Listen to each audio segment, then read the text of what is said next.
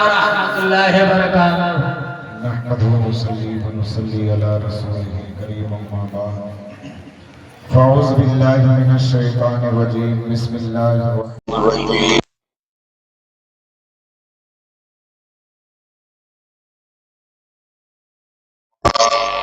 بل احياء ولكن لا تشعرون صدق الله مولانا العلي العظيم وبلغنا رسوله النبي الامين المتين الكريم ونحن على ذلك لمن الشاهدين والشاكرين والحمد لله رب العالمين۔ بندے پروردگارم امتی احمد نبی دوست داری چار یارم تابع اولاد علی مذہب حنفی دارم ملتی حضرت خلیل خاک پائے غوث اعظم زیر سایہ ہر ولی قادری امنار یا غوث اعظم می زنم دمز شیخ احمد رضا خان قطب عالم می زنم اے اشرفی زمانہ زمانے مدد نما در ہائے بستہ راز کلید کرم گشا۔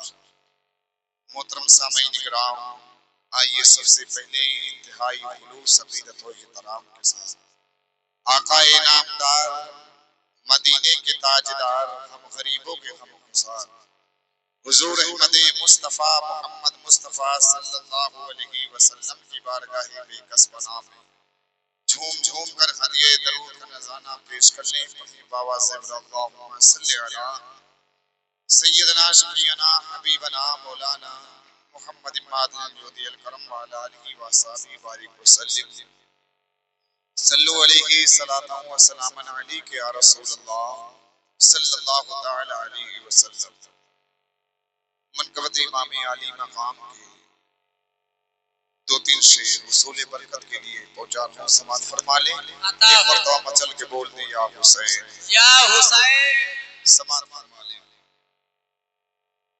کیا جانے کوئی آپ کا رتبہ حسن حسین، سبحان اللہ، کیا کہنے۔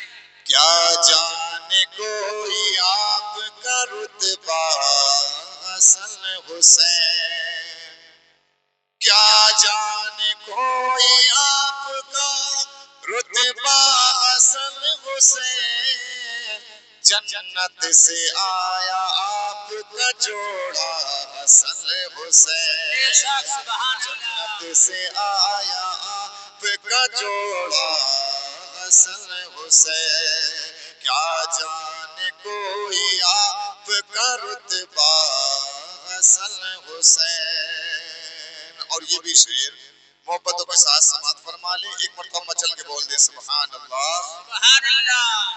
دیوانہ ہوں میں آپ کا آقا حسن حسین، دیوانہ ہوں میں آپ کا آقا حسن حسین، دیوانہ ہوں میں آپ کا آقا حسن حسین، پڑھتا رہوں گا عمر پر خطبہ حسن حسین، پڑھتا رہوں گا عمر پر خطبہ حسن حسین، جنت سے آیا آپ کا جوڑا حسن حسین۔ اور یہ بھی شعر سماعت فرما لیں، ایک مرتبہ مچل کے بول دیں یا حسین۔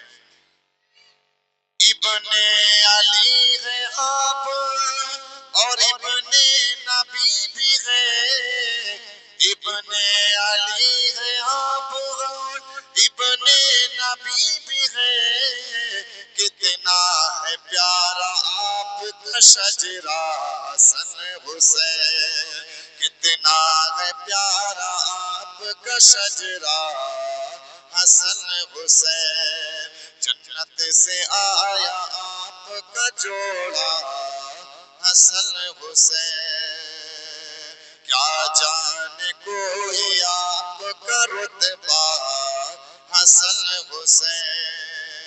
اور یہ بھی شعر محبتوں کے ساتھ سماعت فرما لیں، ایک مرتبہ مچل کے بول دیں یا حسین۔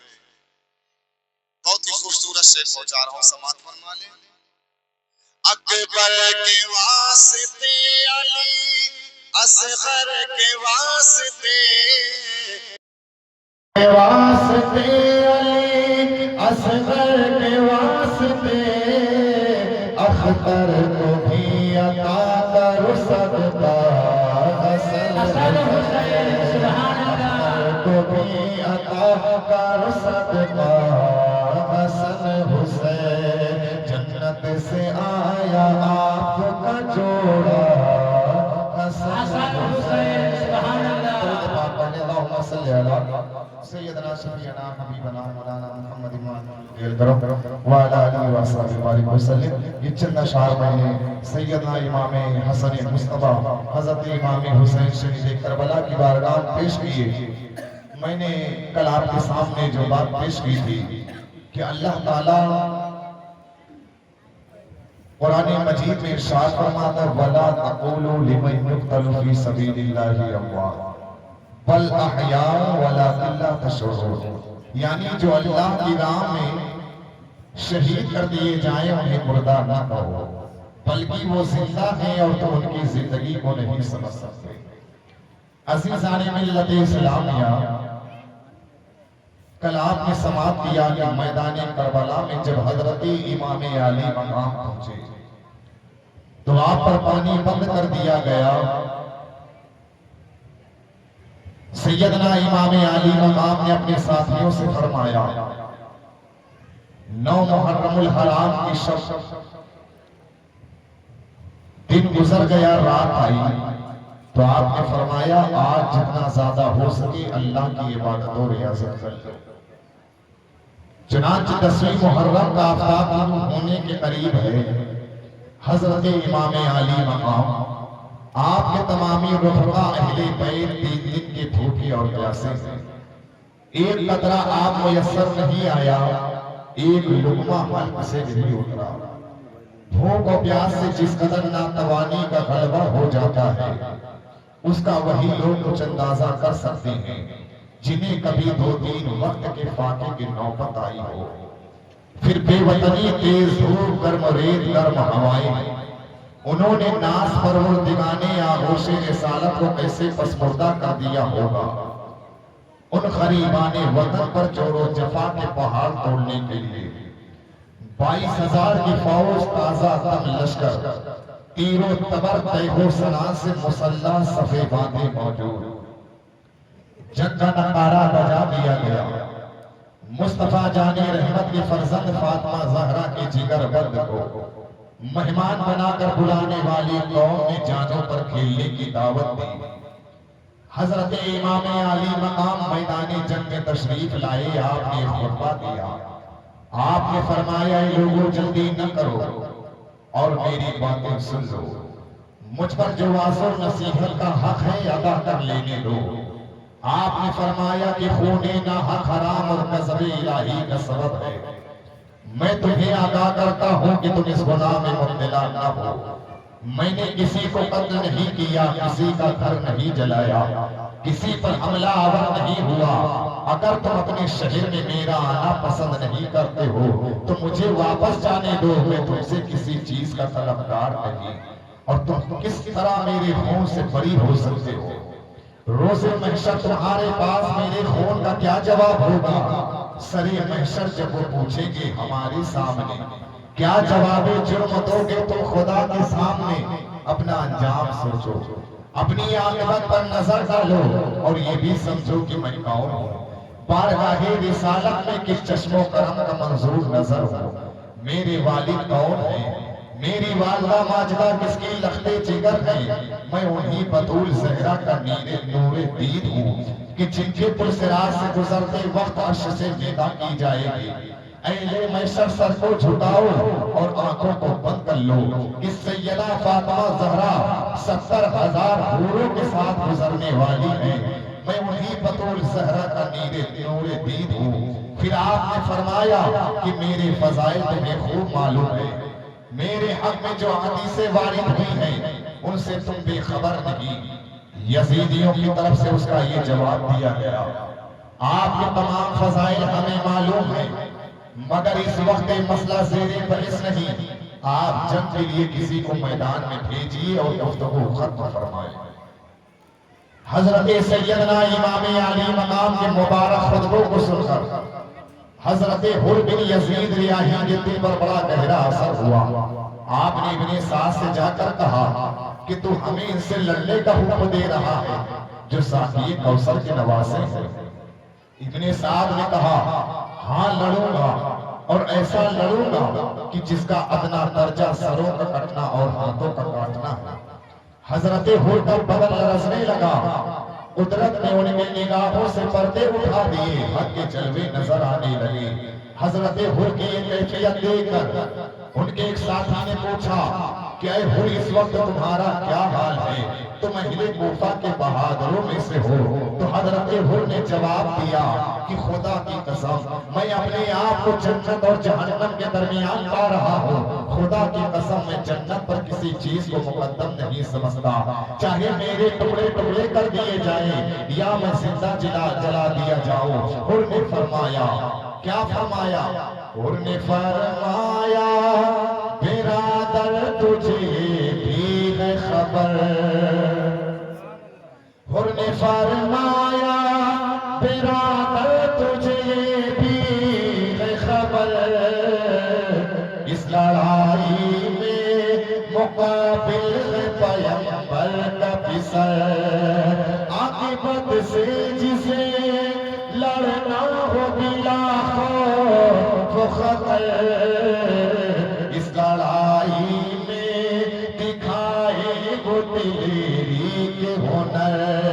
اسی وقت حضرت امام علی مقام کی آواز دست کربلا میں گونجی، ہے کوئی جو علی رسول پر اپنی جان قربان کر کے سید دو عالم سرور کائنات صلی اللہ علیہ وسلم کے حضور سرخروئی پائے۔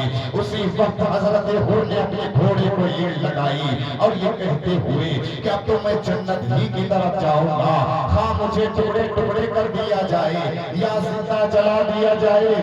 نکل کر لشکر آدھا سے مارا حر نے یہ نعرہ، سبحان اللہ، نکل کر لشکر آدھا سے مارا حر نے یہ نعرہ، کہ دیکھو یوں نکلتے ہیں جہنم سے والے۔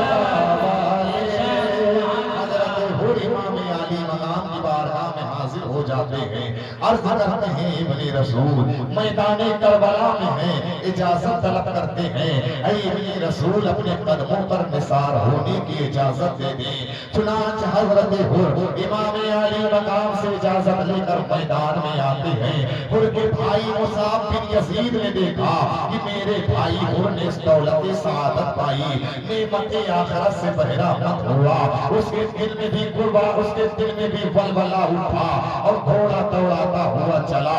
عمر بن سعد کے لشکر کو گمان ہوا کہ بھائی کے مقابلے کے لیے جاتا ہے۔ جب میدان میں پہنچے تو حضرت حر سے کہنے لگے کہ میرے بھائی تو میرے لیے خضر راہ ہو گیا، تو نے مجھے سخت ترین ہلاکت سے نجات دلائی، میں بھی تیرے ساتھ ہوں، میں بھی حضرت امام علی مقام کے غلامی میں داخل ہونا چاہتا ہوں۔ یہ واقعہ دیکھ کر عمر بن سعد کے بدن پر لرزہ پڑ جاتا ہے اور وہ گھبرا اٹھتا ہے۔ اس نے ایک شخص کو منتخب کر کے بھیجا کہ وہ حر ان کے بھائی کو سمجھا بجھا کر اپنی معافی کرنے کی کوشش کرے، اگر حر نہ مانے تو اس کا سر کاٹ کر لے آئے۔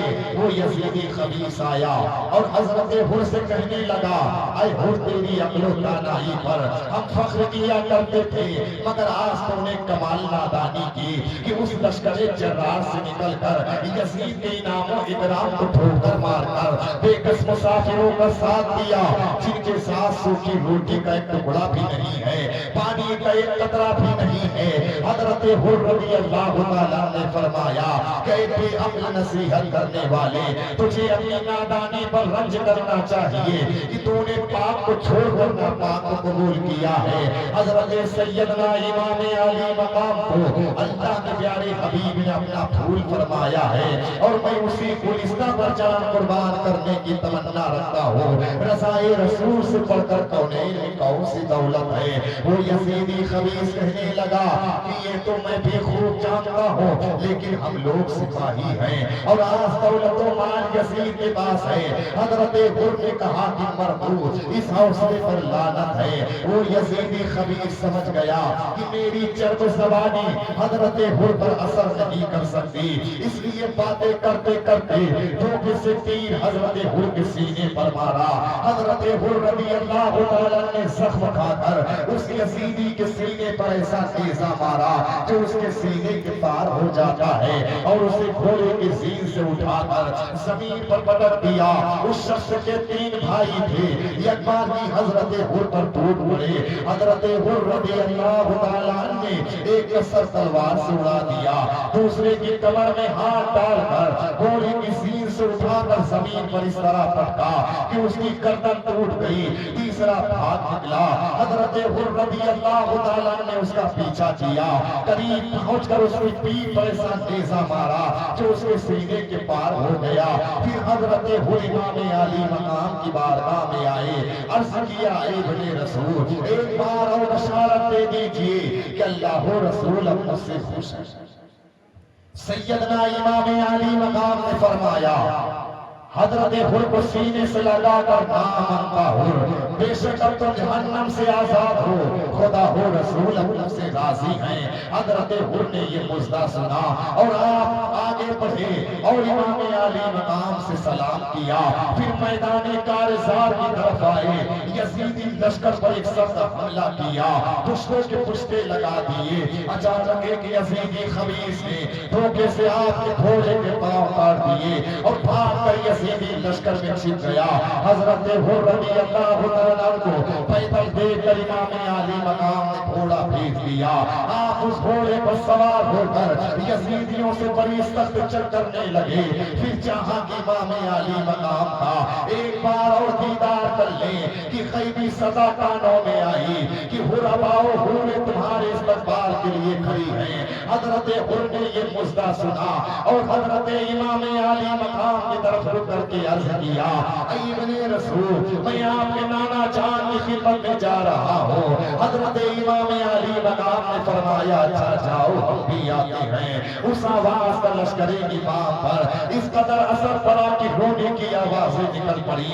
حضرت حر رضی اللہ تعالیٰ یزیدی لشکر پر حملہ کر رہے تھے، یہاں تک کہ آپ کا نیزہ ٹوٹ گیا۔ پھر آپ نے تلوار نکالی اور اس سے حملہ کرنا شروع کر دیا۔ چنانچہ آپ نے یزیدی لشکر کو حملہ کر رہے ہیں۔ حضرت حر رضی اللہ عنہ کی شجاعت دیکھ کر شمر لعین اپنا سینہ پیٹتے ہوئے اپنے لشکریوں کو خیرت دلائی تو اس کے لشکر نے ہجوم کر کے چاروں طرف سے حضرت حر کو گھیر لیا۔ اچانک ابن کنانہ نے دھوکے سے آپ کے سینے پاک پر نیزہ مارا، زخم کاری لگا، پھر بھی آپ نے پلٹ کر اس پر تلوار کا وار کیا، مگر تلوار پوری نہ پڑی اور اس کا خور سر سے اتر گیا، مگر فوراً ہی دوسرا وار ایسا کیا کہ ابن کنانہ کا سر سے سینہ تک کھل گیا اور وہ بے جان ہو کر گھوڑے کی زین سے زمین پر گر جاتا ہے۔ حضرت حر رضی اللہ تعالیٰ کے سینے پاک پر نیزے کا زخم بہت گہرا لگا تھا، اب آپ کا گھوڑے پر بیٹھنا مشکل تھا۔ آپ نے پکارا، یا ابن رسول اللہ، حضور اپنے جانثار کی خبر لیجئے۔ سیدنا امام عالی مقام لشکر یزید میں جا کر حضرت حر کو اٹھا کر لائے اور ان کا سر اپنی گود میں لے لیا، دامن پاک سے چہرے کا گرد و غبار دور فرمانے لگے۔ ابھی رب میں جان باقی تھی۔ حضرت حر نے آنکھیں کھول دی، دیکھا کہ ابن رسول کی گود میں سر ہے، مسکرائے اور عرض کیا کہ حضور ایک بار اور فرما دیجئے کہ میں راضی ہوں۔ سیدنا امام عالی مقام کی آنکھوں سے آنسو جاری تھے، فرمایا حر میں تو راضی ہوں مگر خدا اور رسول خدا بھی تم سے راضی ہیں۔ یہ مژدہ سنا اور حضرت حر کی روح پرواز کر جاتی ہے، انا للہ و انا الیہ راجعون۔ تیرے قدموں میں سر ہو اور تارے زندگی ٹوٹے، مچل کے بولتے سبحان اللہ۔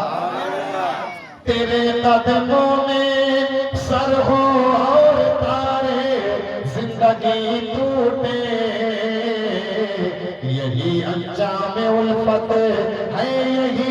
مرنے کا حاصل ہے، یہی انجام الفت ہے، یہی مرنے کا حاصل ہے۔ چنانچہ حضرت حر رضی اللہ تعالیٰ شہید ہو جاتے ہیں۔ آپ کی شہادت کے بعد میدان کربلا میں جنگ کا آغاز شروع ہو گیا۔ حضرت حر کی شہادت سے میدان کربلا میں جنگ کا آغاز شروع ہو جاتا ہے۔ امام عالی مقام کے ایک ایک ساتھی آتے رہے، امام عالی مقام پر جان قربان کرتے رہے۔ چنانچہ تاریخ بتاتی ہے کہ اللہ کے پیارے حبیب حضور صلی اللہ علیہ وسلم کے ایک صحابی جن کا نام حضرت انس الکاہلی ہے، 90 یا 92 سال کے بوڑھے صحابی ہیں، کمر جھکی ہوئی ہے۔ عین میدان کربلا میں جنگ کے وقت آپ پہنچے۔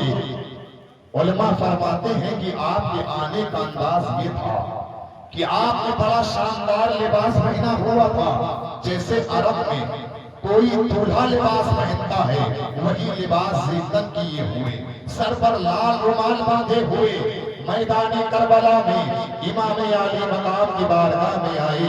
عرض کیا اے بنی رسول، آپ اپنے قدموں پر نثار ہونے کی اجازت دے دیجئے۔ سیدنا امام عالی مقام نے فرمایا اے انس الکاہلی، آپ میرے نانا کے بوڑھے صحابی ہیں، آپ لوٹ جائیں، ہم آپ سے راضی ہیں۔ آپ ضعیف و ناتواں ہیں، آپ بوڑھے ہیں، آپ لوٹ جائیں، ہم نے آپ کی قربانی قبول کر لیا، آپ لوٹ جائیں، ہم آپ سے خوش ہیں، آپ سے راضی ہیں۔ حضرت انس الکاہلی کا جواب سنیں۔ حضرت انس الکاہلی نے عرض کیا اے ابن رسول، اگر لوٹنا ہوتا تو میں آتا کیوں؟ پہلے آنے کی وجہ سن لیجئے کہ میں کیوں آیا ہوں۔ آپ کا بچپن تھا، ہم صحابہ اکرام کے ساتھ اللہ کے پیارے حبیب کی بارگاہ میں حاضر تھے، اللہ کے پیارے حبیب کی خدمت میں بیٹھے تھے۔ آپ کھیلتے ہوئے آئے اور نانا جان کی گود میں بیٹھ گئے تو اللہ کے پیارے حبیب نے فرمایا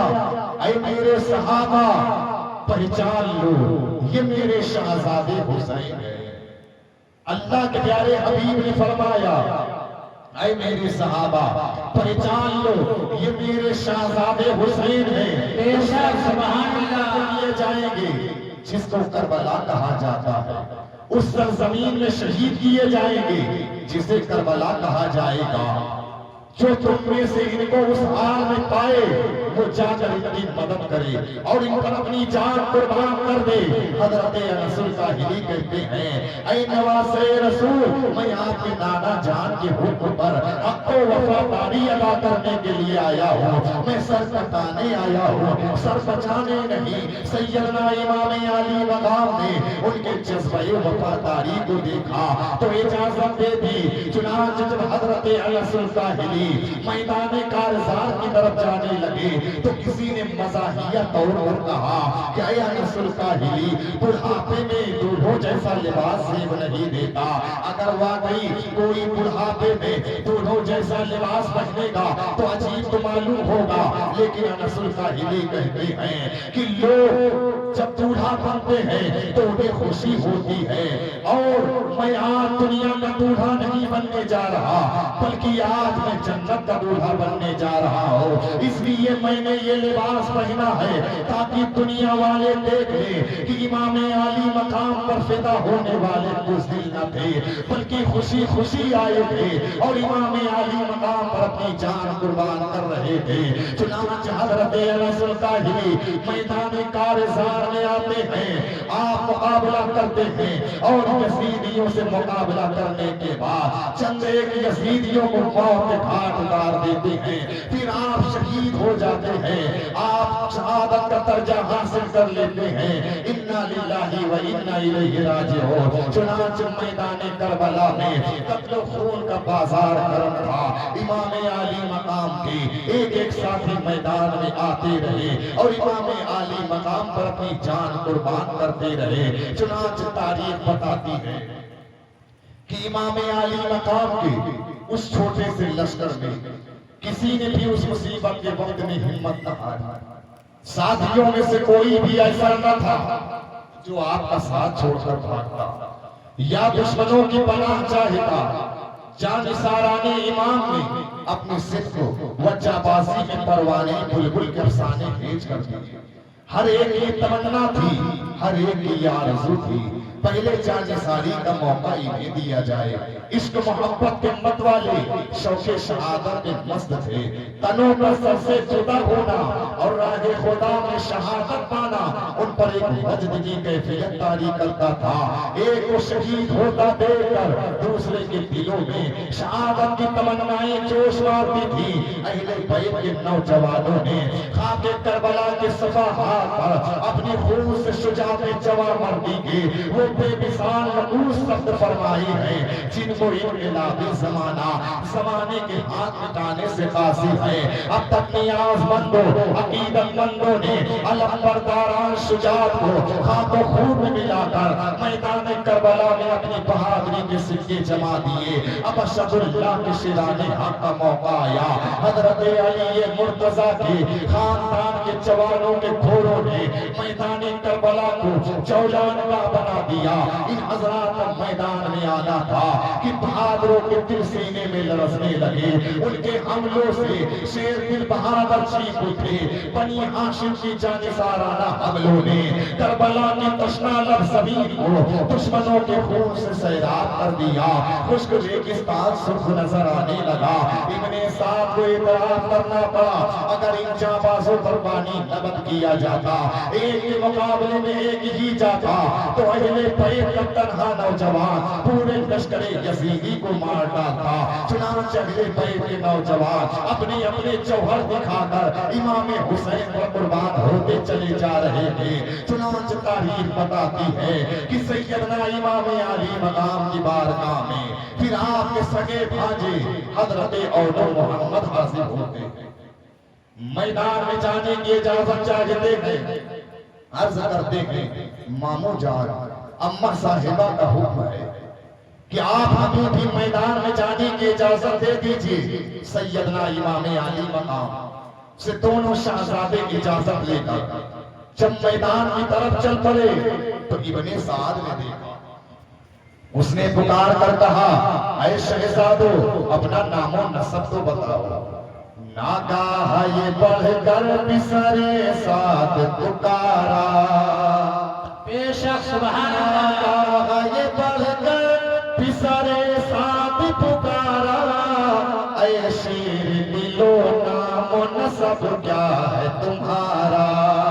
تلوار پکڑ کر وہ پکارے دل آرا، خالق نے ہمارے لیے دنیا کو سوارا، خالق نے ہمارے لیے دنیا کو سوارا، خورشید زمان تک سرے عرش بری ہے، پہلا یہ شرف ہے کہ غلام شہدی ہے، ہم دونوں نواسے ہیں اسی فیض رسا کے، اے فرزند ہیں ہم شیر شہید دونوں مکہ کے۔ چنانچہ دونوں شہزادے چھوٹی چھوٹی تلواریں لے کر میدان میں پہنچے تو اس شان سے لڑا کہ جنگ کا نقشہ بدل کر رکھ دیا۔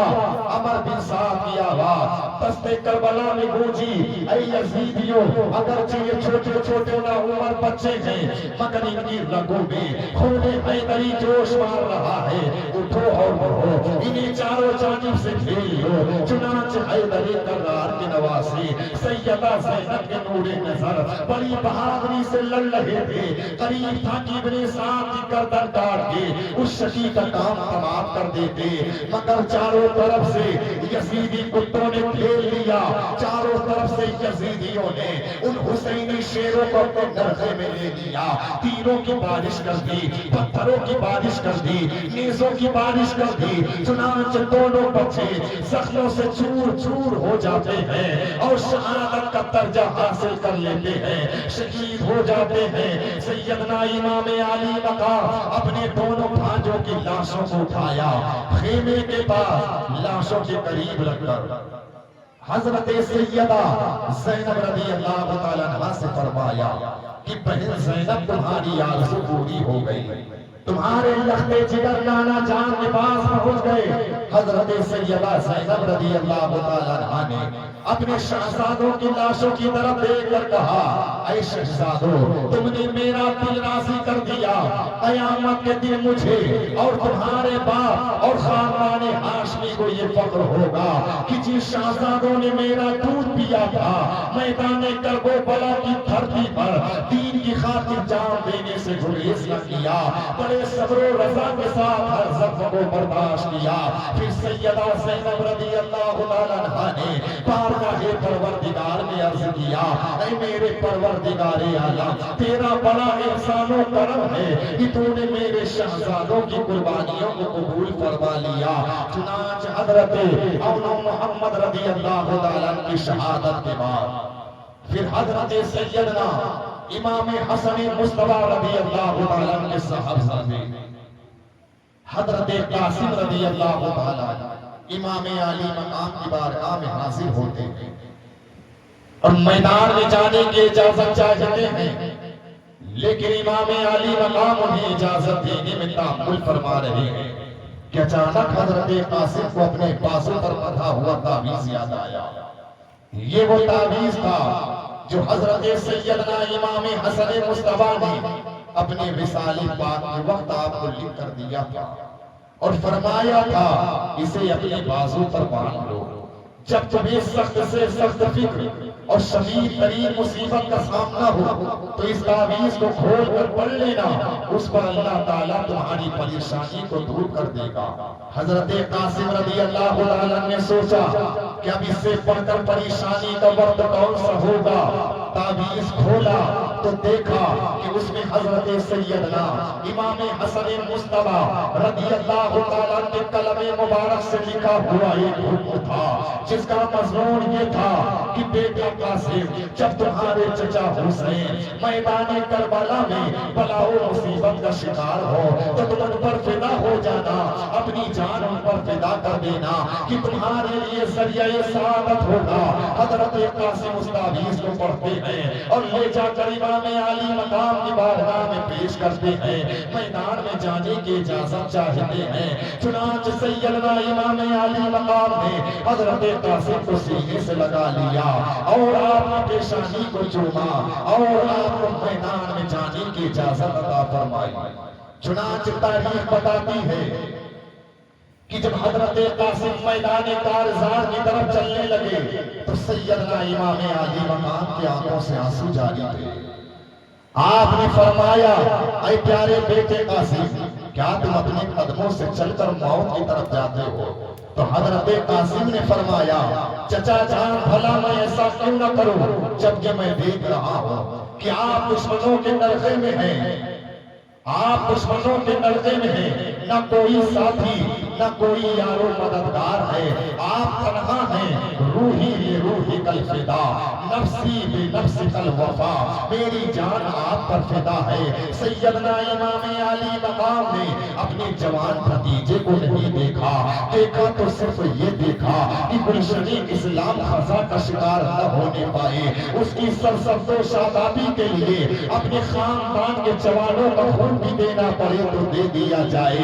آپ اندازہ لگائیں یہ اسلام ہم تک ایسے نہیں پہنچا، نہ جانے کتنی ماؤں کی گودیں اجڑی ہیں، نہ جانے کتنے بچے یتیم ہوئے ہیں، نہ جانے کتنی عورتیں بیوہ ہوئی ہیں، نہ جانے کتنے لوگ شہید ہوئے ہیں، تب جا کے یہ اسلام ہم تک پہنچا ہے۔ اے مجاہدین اسلام، تمہارا بڑا احسان ہے، تم نے تپتی ہوئی ریت پر، دہتے ہوئے انگاروں پر اپنی جسم کو رکھ کر ساری دنیا کو گلزار بنا دیا، ساری دنیا کو ایمان کی دولت بانٹ دی۔ آپ اندازہ لگائیے، حضرت قاسم جوان بھتیجے تھے، سیدنا امام عالی مقام تھے، آپ اجازت لے کر میدان میں آتے ہیں، یزیدی لشکر سے مقابل طلب کیا، لیکن کسی میں جرأت نہ تھی کہ آپ کے مقابلے میں آئے۔ آپ نے 3 مرتبہ مقابل طلب کیا، لیکن جب کوئی نہ آیا تو آپ نے آگے بڑھ کر خود ہی ابن سعد کے لشکر پر حملہ کر دیا۔ آپ نے میمنہ پر حملہ حملہ کیا تو میمنہ صاف ہو جاتا ہے۔ شیر خدا حضرت قاسم رضی اللہ تعالیٰ عنہ، شیر خدا کے لال نے جب میسرہ پر حملہ کیا تو میسرہ صاف ہو جاتا ہے۔ یزیدی لشکر کے قلب پر حملہ کرتے ہیں تو یزیدی لشکر کا قلب صاف ہو جاتا ہے۔ ابن سعد نے یہ کیفیت دیکھ کر یزیدی لشکر کے بڑے سردار جس کا نام ارزق تھا کہا کہ تو 10,000 دینار تنخواہ لیتا ہے، شام و عراق کی تیری بہادری کی دھوم ہے، تو حضرت قاسم کے مقابلے میں جا۔ ارزق نے کہا کہ ابن سعد، شام و مصر میں سب مجھے جانتے ہیں کہ میں اکیلا 1,000 کا مقابلہ کرتا ہوں، تو مجھے ابن عمر صاحبزادے کے مقابلے کے لیے بھیج رہا ہے، یہ تو میرے لیے بڑی توہین کی بات ہے۔ اگر ایسا ہے تو میں ان کے مقابلے کے لیے اپنے بیٹے کو بھیجتا ہوں۔ چنانچہ تھوڑی دیر مقابلہ ہوتا رہا، پھر حضرت قاسم رضی اللہ تعالیٰ نے اس کے لمبے بالوں کو اپنے ہاتھ میں لپیٹ کر زمین پر زور سے پٹکا کہ اس کا دم نکل گیا۔ اس کی تلوار نہایت قیمتی تھی، آپ نے اسے اپنے ہاتھ میں لے لی۔ ارزق کا دوسرا بیٹا آیا، وہ بھی آپ کے ہاتھوں مارا گیا۔ ارزق کا تیسرا بیٹا آیا، وہ بھی آپ کے ہاتھوں مارا گیا۔ جب ارزق نے اپنے تینوں بیٹوں کو اس طرح ذلت کے ساتھ مرتے دیکھا تو اپنے داڑھی کے بال نوچنے اور چلا چلا کر رونے لگا اور خود میدان میں جانے کا ارادہ کیا۔ تو اس کا چوتھا بیٹا اگلے بیٹے اپنے کو گالیاں دیتا ہوا میدان میں آیا۔ حضرت قاسم رضی اللہ تعالیٰ نے اس کی گالیوں کی طرف کوئی توجہ نہ کی اور تلوار کا ایسا بھرپور وار کیا کہ اس کا ہاتھ کٹ گیا، تلوار کے ساتھ دور جا کر گرا اور وہ جان بچا کر بھاگا۔ حضرت قاسم نے اس کا پیچھا کیا مگر وہ لشکر میں جا کر گھسا، گھوڑے سے گرا، مر گیا۔ اب ارزق خود تیار ہو کر میدان میں آیا، کہنے لگا کہ تم بڑے سنگ دل ہو کہ میرے 4 بیٹے مار ڈالے، یہ میرے ایسے بیٹے تھے کہ شام و عراق میں ان کے مقابلے کا کوئی نہ تھا۔ حضرت قاسم نے فرمایا کہ مجھے کیا خبر کہ تو نے اپنے لڑکے تو پتن بھیجے تھے تو میں انہیں محفوظ رکھتا، اب زیادہ بہتر ہے کہ تجھے بھی انہیں کے پاس پہنچا دوں۔ ارزق بھڑک اٹھا اور کہنے لگا کہ تم نے میرے بچوں کو مار لیا، اب کہتے ہو کہ تو بھی نہیں بچے گا۔ حضرت قاسم نے فرمایا کہ اے ارزق، ہم تجھے بھی بچہ سمجھتے ہیں کہ اتنے میں ایک نے دوسرے پر حملہ کر دیا، نیزہ بازی ہونے لگی۔ ارزق نے تلوار سنبھالی، پھر حضرت قاسم نے بھی اپنی تلوار نکالی۔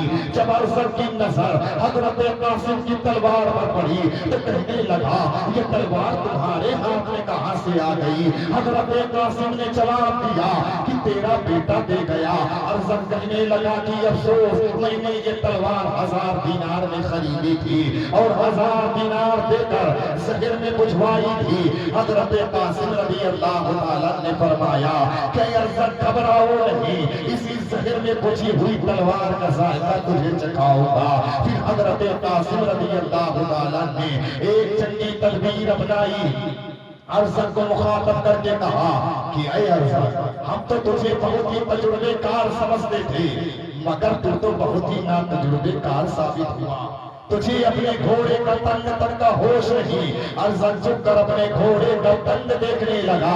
حضرت قاسم رضی اللہ تعالیٰ نے للکار کر تلوار کا ایسا وار کیا کہ ارزق کے 2 ٹکڑے ہو گئے۔ آپ اپنے گھوڑے سے اترے، اس کے گھوڑے پر سوار ہوئے، اپنے گھوڑے کو خیمے کی جانب روانہ کر دیا۔ ساتھ ہی ساتھ آپ بھی سیدنا امام علی مقام کی بارگاہ میں حاضر ہوئے، عرض کیا چچا جان پیاس پیاس۔ سیدنا امام علی مقام نے فرمایا اے بیٹے قاسم، اب بہت جلد ساقی کوثر کے ہاتھ سے سیراب ہو گئے۔ پھر حضرت قاسم نے میدان کارزار کا رخ کیا اور ارادہ فرمایا کہ اپنی حملے میں ابن سعد کا کام تمام کرنا ہے، مگر قضاء و قدرت کے حکم نافذ ہو چکے تھے۔ چاروں طرف سے یزیدی کتوں نے گھیر لیا۔ کم و بیش 27 زخم کھانے کے بعد جب آپ پر کمزوری غالب آ گئی لگی تو شیش نے آپ کے سینے پار پر نیزہ مارا. آپ گھوڑے کی زین بسمل نہ سکے, زمین پر تشریف لے آئے. زمین پر گرتے وقت آپ نے آواز دی, یا اما ہوا درگنی. سرکار امام علی مقام دوڑتے ہوئے قریب پہنچے اور حضرت قاسم کو اٹھایا, خیمے میں لے آئے, ان کا سر اپنی گود میں لے لیا, اپنے دامن پاک سے چہرے کا گرد و غبار دور فرمانے لگے. حضرت قاسم نے آنکھیں کھولی, دیکھا کہ امام کی گود میں سر ہے, مسکرائے اور روح پرواز کر جاتی ہے. انا للہ و انا الیہ راجعون. کہتے تھے آج تک نہیں دیکھا کوئی جوان, کہتے تھے آج تک نہیں دیکھا کوئی جوان, ایسا شجاع بھی ہوتا جو اس شیر کا جواب, ایسا شجاع بھی ہوتا جو اس شیر کا جواب. سیدنا قاسم رضی اللہ تعالیٰ امام علی مقام پر اپنی جان کو قربان کر دیتے ہیں. عزیزان ملت اسلامیہ, سیدنا قاسم رضی اللہ تعالیٰ کی شہادت کے بعد حضرت عباس علمدار امام علی مقام کی بارگاہ میں حاضر ہوتے ہیں. بس اس شہادت کا تذکرہ کر کے میں اپنی بات کو مکمل کروں گا کہ حضرت عباس علمدار امام علی مقام کی بارگاہ میں حاضر ہوئے, عرض کیا یا اخی حل من رخصتی, اے میرے پیارے بھائی جان اب مجھے بھی اجازت عطا فرمائیں, اس لیے کہ حالات کو دیکھ کر میرا دل بے قرار و بے چین ہے. میں چاہتا ہوں کہ ان منافقوں سے مقابلہ کر کے اپنی جان راہ حق میں قربان کر دوں. سیدنا امام علی مقام نے فرمایا کہ بھائی عباس, اگر آپ بھی میدان میں جانا ہی چاہتے ہیں تو ہو سکے تو ایک کام کرنے کی کوشش کریں, وہ یہ کہ اہل بیت کی خواتین مقدس بچے بیمار پیاس کی شدت سے تڑپ رہے ہیں, اگر کوشش کریں ان کے لیے تھوڑا سا پانی حاصل کرنے کی.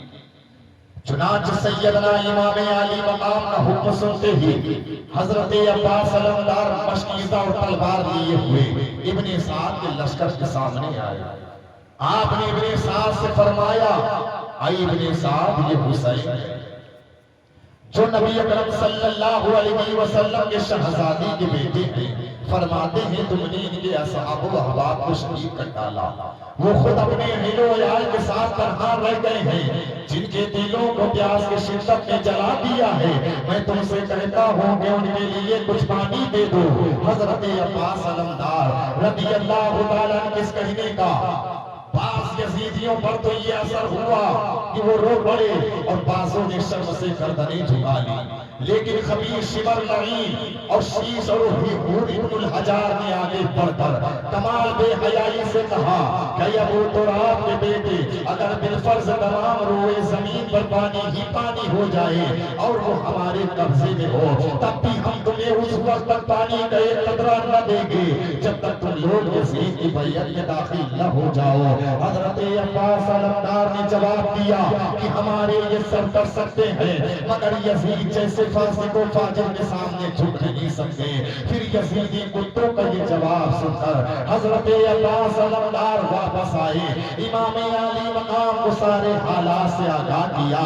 امام علی مقام نے مسکرا کر فرمایا اپنا کام اتمام حجت کو ہو گیا, اب ہم پر کوئی بار نہ رہا. پھر حضرت عباس علمدار رضی اللہ تعالیٰ عنہ مشکیزہ اور تلوار لیے ہوئے نہر فرات کی جانب بڑھے کہ شیر کی آمد ہے کرن کانپ رہا ہے. بے شک سبحان اللہ. شیر کی آمد ہے کرن کانپ رہا ہے, ارے رن ایک طرف چرخ کوہن کانپ رہا ہے, رن ایک طرف چرخ کوہن کانپ رہا ہے. چنانچہ حضرت عباس علمدار جب مشکیزہ اور تلوار لیے ہوئے نہر فرات کی جانب بڑھے تو آپ کو آتا دیکھ کر ابن سعد نے پکار کر کہا آتا ہے خبردار عباس علمدار. سبحان اللہ. آتا ہے خبردار اب عباس رنگ کی ہوئی مطلع انوار، ہر چاروں طرف سے اٹھائے غلغلہ اقبال، ہوشیار خبردار خبردار خبردار۔ حضرت عباس علمدار اپنی زبان حال سے فرما رہے تھے، اور کیا فرما رہے تھے؟ ہاں مجھ کو رکھو یاد میں حیدر کا پسر ہوں۔ آپ نے فرمایا ہاں مجھ کو رکھو یاد میں حیدر کا پسر ہوں، اور باغ نبوت کے شجر کا میں ثمر ہوں، میں دیدہ امت کے لیے نور نظر ہوں، پیاسا ہوں مگر ساقی کوثر کا پسر ہوں، ہوشیار ہوں میں فاطمہ زہرا کا پسر ہوں، سقائے حرم ساقی کوثر کا پسر ہوں۔ حضرت عباس علمدار نے اپنی زبان حال سے فرمایا پانی کے لیے آیا ہوں تم روک تو دیکھو، کہ پانی کے لیے آیا ہوں تم روک کے دیکھو، اور شیروں کی لڑائی ذرا تم ٹوک تو دیکھو۔ بعض روایتوں سے پتہ چلتا ہے کہ خبیث ابن سعد نے 4000 اشقیاء کو دریائے فرات پر مقرر کیا تھا۔ 4000 اشقیاء دریائے فرات پر مقرر ہیں، ان میں سے 2000 سوار تھے، 2000 پیدل تھے۔ جب حضرت عباس علمدار دریائے فرات کی جانب بڑھے تو یہ 4000 یزیدی سامنے آ گئے۔ آپ نے ان سے فرمایا تم مسلمان ہو یا کافر؟ سب کہنے لگے ہم مسلمان ہیں۔ آپ نے فرمایا کہ مسلمان کو تب یہ روا ہے کہ سور کتے چرند پرند سب اس پانی سے سیراب ہو، فرزند مصطفیٰ جگر گوش فاطمہ زہرا پیاسے طلب جائیں، اس کا مزہ تمہیں قیامت کے روز آئے گا۔ پھر حضرت عباس علمدار رضی اللہ تعالیٰ نے یزیدی لشکر پر حملہ کیا، اور ان کی صفوں کو پھاڑتے ہوئے اپنے گھوڑے کو آگے بڑھاتے ہوئے گھوڑے کو لے جا کر دریائے فرات میں ڈال دیا، اور مشکیزہ بھرا اور اسے اپنے پائیں کندھے پر لٹکا لیا، اور سوچا کہ میں خود تو پانی پی کر سیراب ہو جاؤں۔ جیسے ہی عباس علمدار چلو میں پانی بھرا اور اپنے لبوں پر لائے تو آپ کو امام حسین کی پیاس یاد آ جاتی ہے، خیموں میں چھوٹے بچوں کی پیاس یاد آ جاتی ہے، علی اصغر کی پیاس یاد آ جاتی ہے۔ عباس علمدار نے پانی کو پھینک دیا، آپ نے پانی پینا گوارا نہ کیا کہ امام عالی مقام پیاسے رہے اور عباس علمدار پانی پی لے۔ عباس علمدار نے پانی کو پھینک دیا، اپنے گھوڑے کو اشارہ کیا کہ اے میرے پیارے گھوڑے تو پانی پی لے۔ اس بے زبان جانور نے زبان حال سے عرض کیا حضور گرچہ میں جانور ہوں مگر آپ کے فیض و محبت نے مجھے یہ احساس ضرور عطا کر دیا ہے کہ میں اہل بیت کے مقابلے میں اپنی پیاس کی کوئی حقیقت نہ سمجھوں، میں بھی اس وقت تک پانی کا ایک قطرہ نہیں پی سکتا جب تک کہ اہل بیت سیراب نہ ہو جائے۔ قرض کی حضرت عباس علمدار پانی کی مشق کندھے پر لیے ہوئے روانہ ہوئے، یزیدی کتوں میں شور برپا ہو جاتا ہے، کسی طرح حضرت عباس علمدار کو روکو، یہ پانی خیمہ حسینی تک نہ پہنچنے پائے، یہ پانی خیمہ اہل بیت تک نہ پہنچنے پائے۔ حضرت عباس علمدار نے دیکھا کہ کئی صفیر سامنے سے آ رہے ہیں، آپ نے ایک طرف ہٹ کر مشکیزے کو بچایا، آپ کوشش میں ہے کہ یہ پانی کسی طرح خیمہ اہل بیت تک پہنچ جائے، یہ پانی کسی طرح خیمہ حسینی تک پہنچ جائے۔ یزیدی کتے چاہ رہے تھے کہ پانی کا ایک قطرہ بھی امام حسین کے خیمے تک نہ پہنچنے پائے، پانی کا ایک قطرہ بھی خیمہ اہل بیت تک نہ پہنچنے پائے۔ حضرت عباس علمدار یزیدی کتوں کے حملوں کو پست کرتے ہوئے ان کی صفوں کو چیرتے ہوئے برابر خیمہ حسینی کی جانب بڑھ رہے تھے کہ اچانک ایک یزیدی خبیث نے پیچھے سے آ کر چھپ کر آپ کے بائیں بازو پر تلوار کا وار کرتا ہے. آپ کا بایاں بازو شہید ہو جاتا ہے. آپ نے ہمت اور دلیری کے ساتھ مشکیزے کو بائیں کندھے پر لے لیا اور اسی ہاتھ سے تلوار چلاتے ہوئے دشمن کا مقابلہ کرتے ہوئے آگے بڑھتے رہے اور زبان حال سے فرما رہے تھے خدا کی قسم اگرچہ میرا دایاں بازو کر چکا ہے تو کچھ پرواہ نہیں, میں ہمیشہ دین حق پر قائم رہوں گا.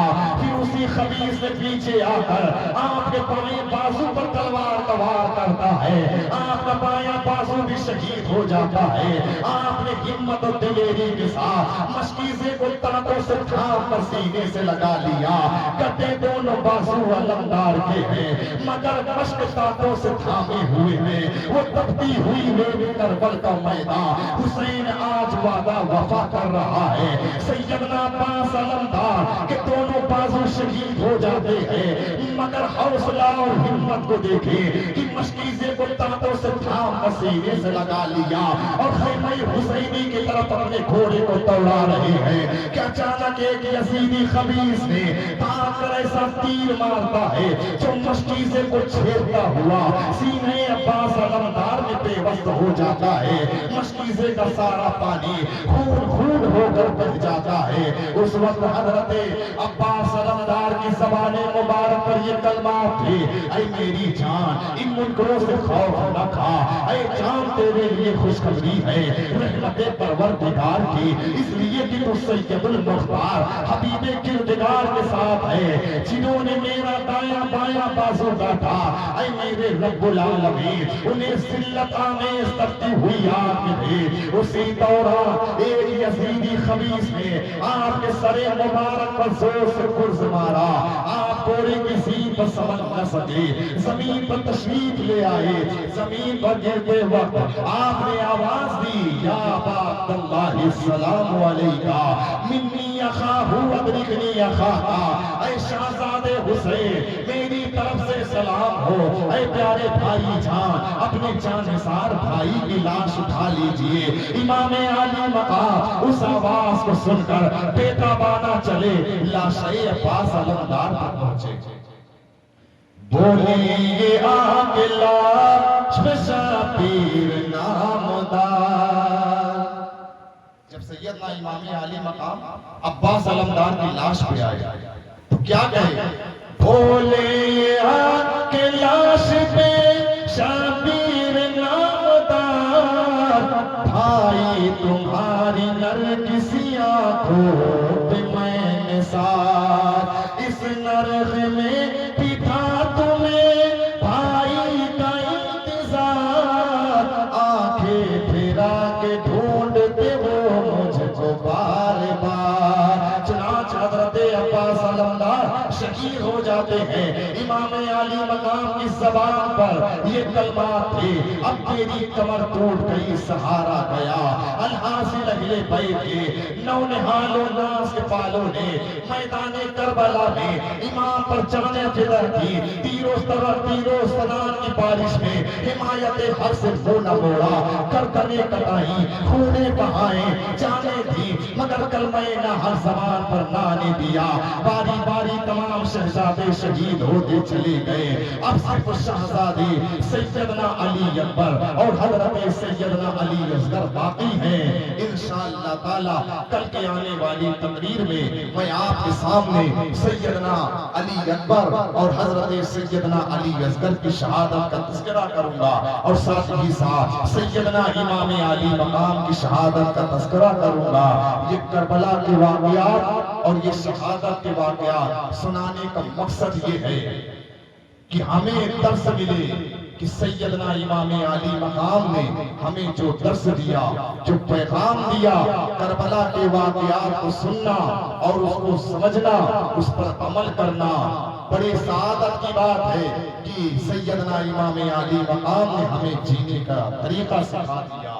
عزیزان ملت اسلامیہ، کل انشاءاللہ آنے والی تقریر میں آپ کے سامنے سیدنا امام علی مقام کی شہادت پیش کرنے کی کوشش کروں گا۔ آج میری گفتگو یہی تک ہوگی۔ یہ قصہ لطیف ابھی ناتمام ہے، جو کچھ بیان ہوا آغاز بات تھا۔ وآخر دعوانا ان الحمدللہ رب العالمین۔ کھڑے ہو جائیں، صلاۃ و سلام۔